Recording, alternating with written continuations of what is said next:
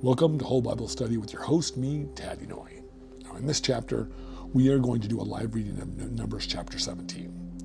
This chapter follows immediately after the rebellion of Korah. Israel has just experienced a severe internal crisis over leadership and priestly authority. The question was direct and destabilizing. Who has the right to approach the Lord in priestly service? Number 17 records God's response.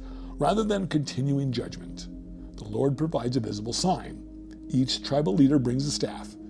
Aaron's staff alone blossoms. The dead branch produces life. The staff is then preserved before the testimony as a permanent reminder. So as you listen to this reading, pay attention to the three movements in the text. First, the commandment to gather the staffs. Second, the emergence of life from what was dead. And third, the reaction of the people when they recognize the weight of holiness. Now let's let the text speak on its own. I'll now read from Numbers chapter 17 from the New International Version. The Lord said to Moses, Speak to the Israelites and get 12 staffs from them, one from the leader of each of their ancestral tribes. Write the name of each man on his staff. On the staff of Levi, write Aaron's name. For there must be one staff for the head of each of the ancestral tribes. Place them in the tent of meeting in front of the testimony, where I will meet with you.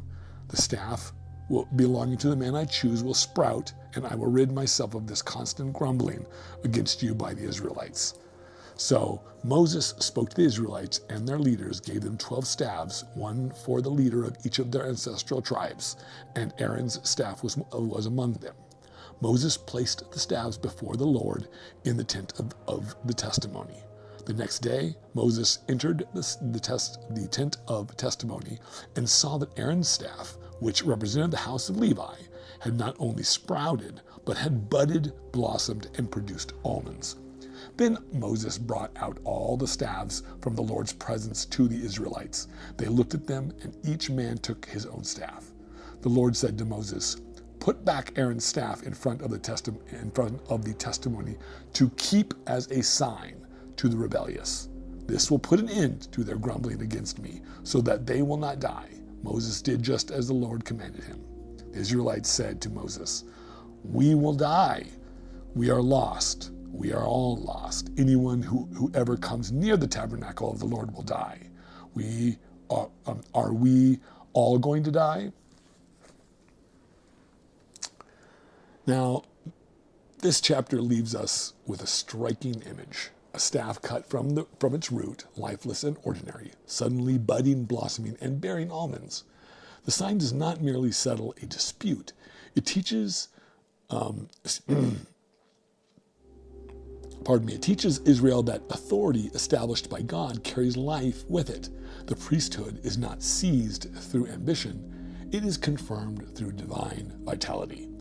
The people's fear at the end of the chapter reminds us that holiness is not casual, yet the tabernacle remains among them.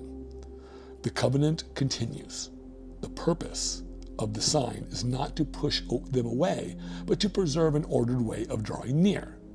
So now as you reflect on this chapter, consider what it means for leadership to be marked by fruit rather than assertion, and for reverence to replace rivalry. May this reading deepen your understanding of God's order, His holiness, and His care for His people. And we will see you in the deep dive in the next episode.